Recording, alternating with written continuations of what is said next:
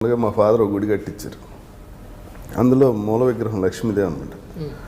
Every లక్షవారం night తీసుకొచ్చి మా ఇంటికి పెడితే నేను మార్నింగ్ విగ్రహానికి చింతపండు అవి పెట్టి స్నానం చేసి బ్రాస్తాను.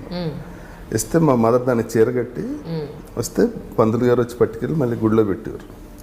అది ఎవ్రీ వీక్ జరిగేది. దీవెనలోనండి. ఇప్పుడు మరి మీరు ఇక్కడ ఉన్నారు, అక్కడ పరిస్థితి ఏంటి? ఎవరు చేస్తున్నారు అక్కడ? ఇప్పుడు చాలా ఏళ్ళు అయిపోయింది. అది గవర్నమెంట్ తీసుకుందని గుడి. ఓకే.